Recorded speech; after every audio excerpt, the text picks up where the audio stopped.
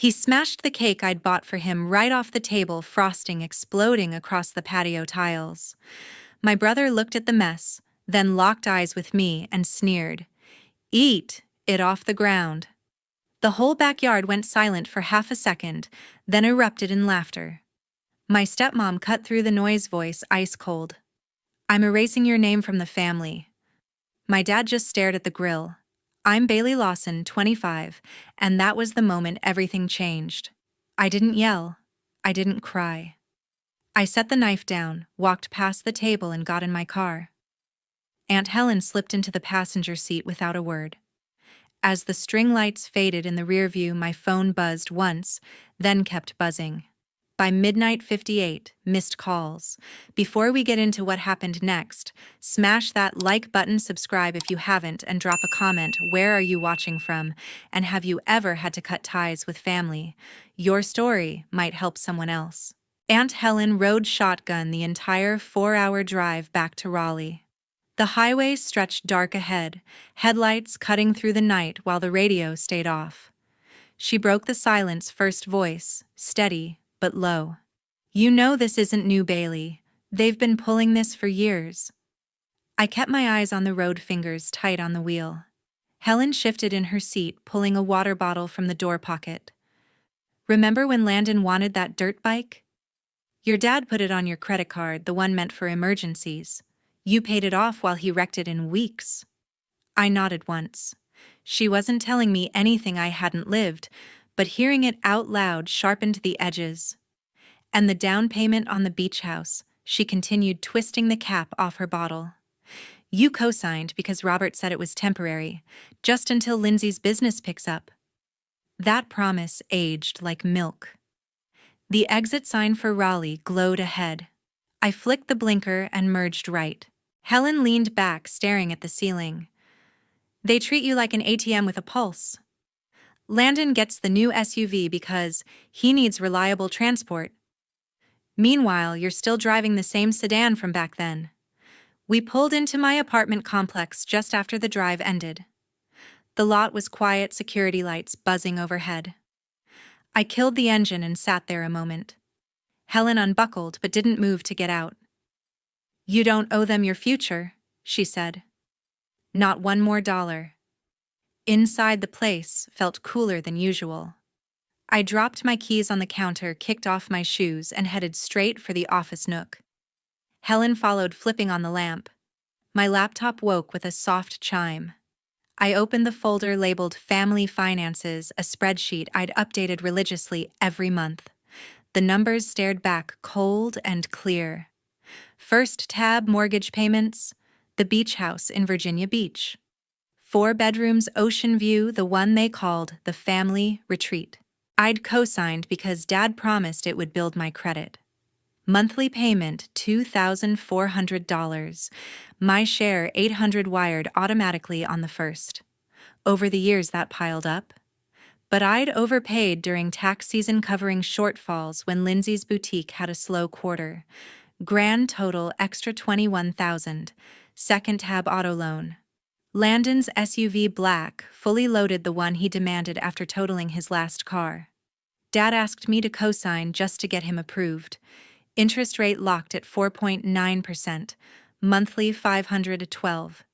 My name on the title meant the bank came to me first if payments lagged. They had multiple times. I'd covered the gaps, $1,200, then $1,500. Plus insurance top-ups when Landon added performance mods. I scrolled to the summary cell. Total out-of-pocket $30,000 exactly, not including the credit card charges for Landon's emergency textbooks or Lindsay's business retreat in Asheville. Helen stood behind me, reading over my shoulder. "That's a down payment on your own condo," she said quietly, "or seed money for the event planning firm you keep talking about." I closed the laptop. The room felt heavier now, the air thick with receipts and regrets. Helen placed a hand on my arm. "They'll call tomorrow. They always do when the money stops. But tonight, you decide if you keep funding their life or start building yours." She grabbed her overnight bag from the couch where she'd left it earlier. "I'm crashing in the guest room. We'll handle the paperwork in the morning. The hallway light clicked off behind her, leaving me alone with the glow of the screensaver. I reopened the file, stared at the final number one more time, and let it sink in. $30,000. Years of payments. One family that never saw me as more than a safety net. The cursor blinked in the corner, waiting. We sat at my kitchen island past 1 a.m. Laptops open. The coffee Helen poured steamed between us, cutting the chill from the air conditioning. She slid her chair closer, screen reflecting in her glasses. Send the bank a message tonight, she urged. One clear request to pull your name off every obligation. Do it while the anger's fresh, they can't argue with paper. I pulled up my email client, fingers hovering over the keys. The inbox showed unread promotions and work threads, but I started a new draft. To field the loan servicing address I'd memorized from statements. Subject line: request to remove cosigner from accounts. Helen watched without interrupting. Body began simple. To whom it may concern, I am writing to formally request removal of my name as cosigner on the following accounts effective tomorrow. I listed the mortgage reference number first, the one tied to the beach house. Then the auto loan ID for Landon's SUV. No explanations, no pleas. Just facts and account details copied from the spreadsheet still glowing on my second monitor.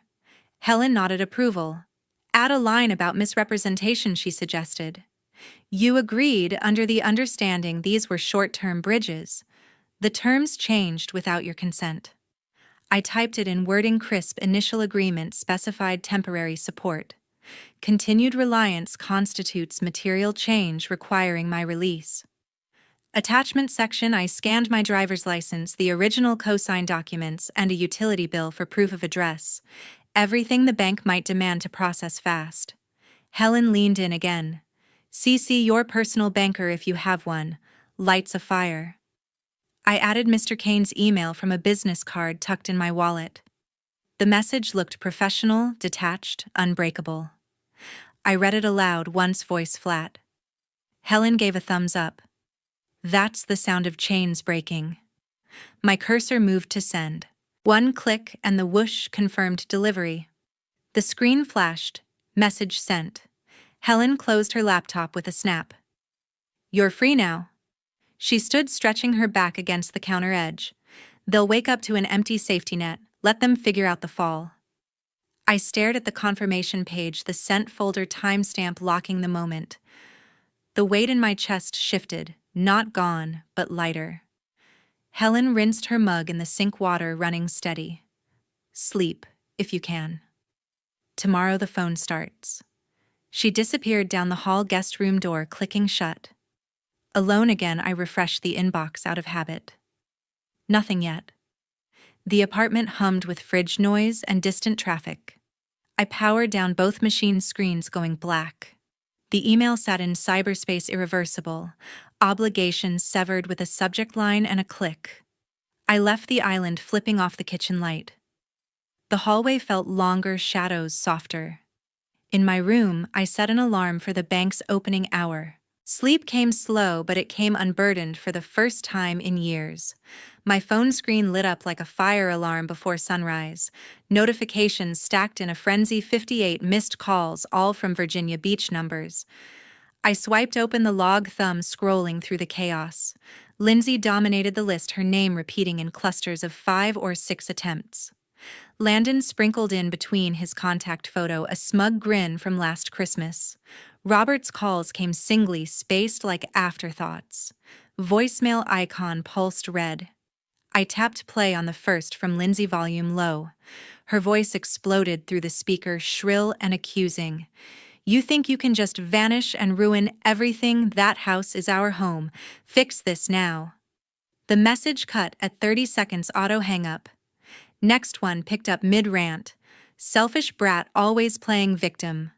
Landon needs that car for work. I skipped to Landon's. Static crackled, then his bark. You're dead to me if you touch my ride. I'll make sure everyone knows what a backstabber you are. Another pickup cowered. Roberts were different. Soft, almost whispered. Bailey, honey, let's talk this out. No need for extremes. then pleading, "Your brother's upset. Call me back." The barrage painted a clear picture. Panic mode engaged. I muted the ringer, set the device face down, and headed for the shower. Hot water rinsed away the fog of broken sleep. By the time I dressed, slacks, blouse, minimal makeup, the sun edged over the skyline. A text pinged from my friend Skylar. "Saw the call log screenshot you sent last night. Block the whole crew. You don't owe explanations." I replied with a thumbs up emoji, then opened settings. One by one, I added Lindsay, Landon, and Robert to the blocked list. The phone went silent, a digital exhale. Breakfast was coffee and a protein bar grabbed on the way out. Traffic into downtown Raleigh moved, steady radio news droning about local events. I parked in the garage across from the bank branch, badge ready for the lobby door. Inside, air conditioning blasted, cool tellers greeting early customers. Mr. Kane spotted me from his glass office and waved me over. He stood to shake hands, suit crisp. "Bailey, good to see you." That email landed in my inbox first thing. Urgent flag caught my eye. We sat at his desk, monitors displaying account dashboards. He pulled up the mortgage file. "Beach property in Virginia Beach. Your cosigner with Robert Harper. Balance, outstanding, significant." I nodded. "I requested removal, effective immediately. Misrepresentation on the original terms." He clicked through documents, scanning the cosign agreement. "Temporary support clause? Yes, here. Bank policy allows release if primary borrower can qualify solo or refinance. Next screen, auto loan. SUV titled to Landon Harper, you as guarantor. Similar story, payments current but gaps covered by you." Mr. Kane adjusted his tie. "We'll need Robert and Landon to sign refinance docs or provide alternate security. Until then, your liability pauses pending review." He printed forms highlighting signature lines. "Take these to them if you want speed. Otherwise, we mail certified 30-day clock starts." I folded the papers into my bag. "Mail is fine. Let the process run." Mr. Kane leaned forward. "Off-record, smart move, protecting your credit. Co-signing family ties can drag scores down fast." We exchanged business cards again, his with a personal cell scribbled on back. "Call if they push back." Outside, the morning heat built. I slid into my car, forms secure in the passenger seat. The blocked phone stayed quiet, no more vibrations, no more demands. Raleigh streets blurred past as I drove to the office, mind already shifting to client meetings. The bank visit sealed the first crack in their foundation. 3 nights later, fists hammered my apartment door at 9 p.m. The bangs echoed through the hallway, sharp and relentless. I froze in the living room, remote slipping from my hand. Through the peephole, Lindsay's face twisted in fury, hair disheveled from travel. Landon loomed beside her shoulder, slamming the wood again. "Open up. Give back the car right now," he bellowed. Lindsay joined in, voice piercing. "You can't steal from your own brother.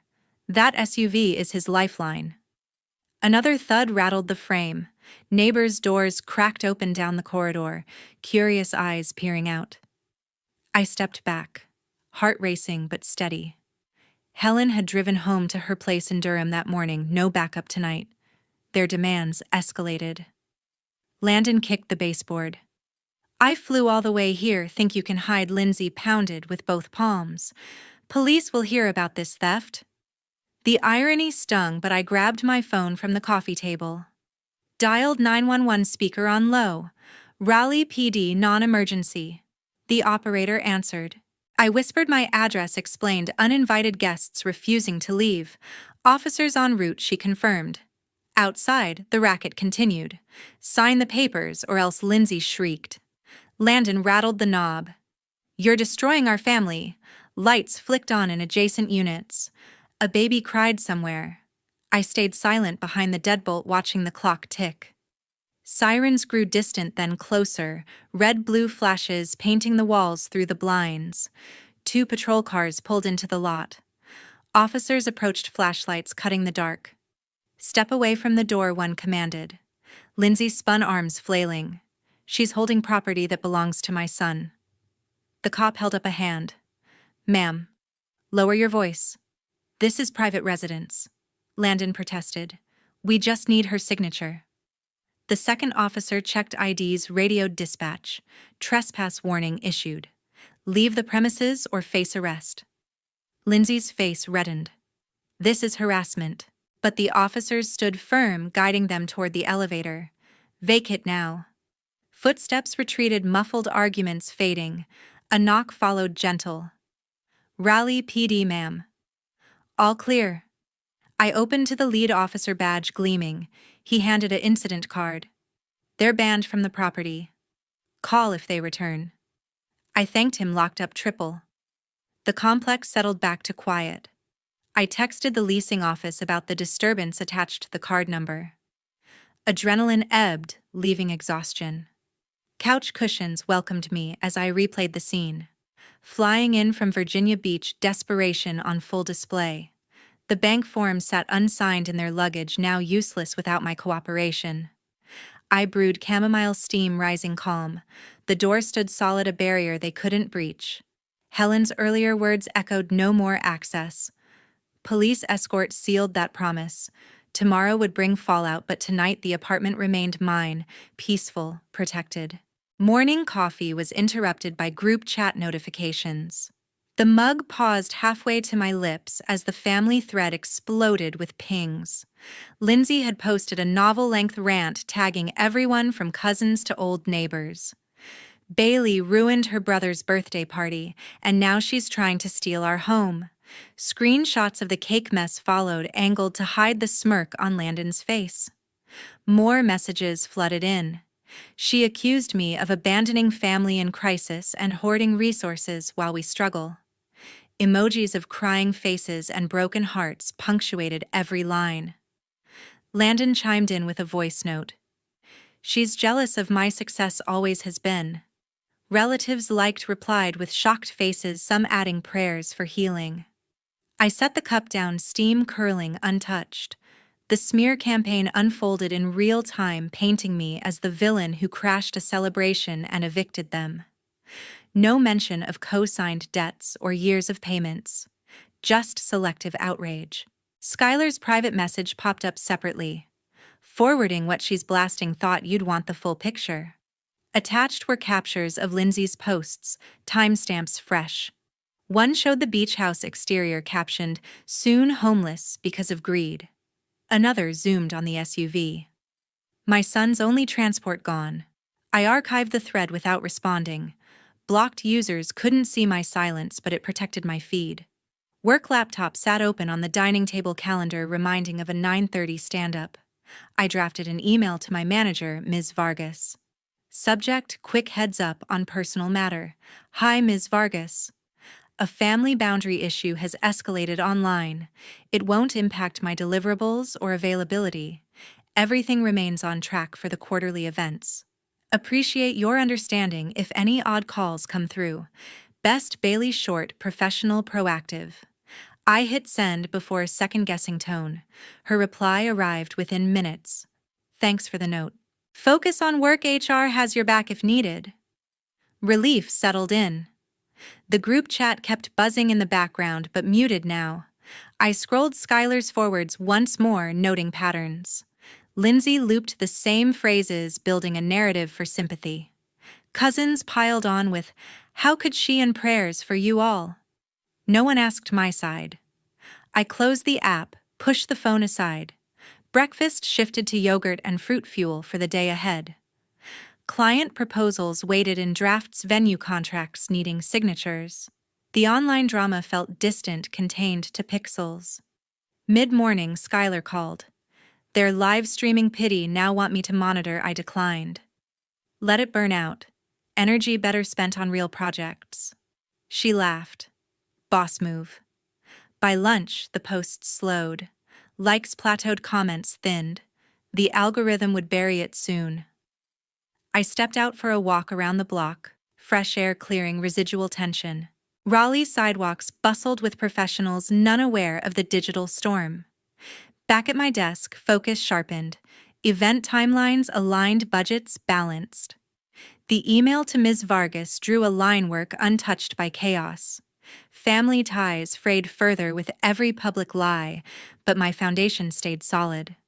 A bank envelope slid through my mail slot a few weeks later. The return address confirmed the sender thick paper official seal. I carried it to the kitchen counter, slid it open with a butter knife. Inside, a multi-page letter from Mr. Kane, stamped and notarized.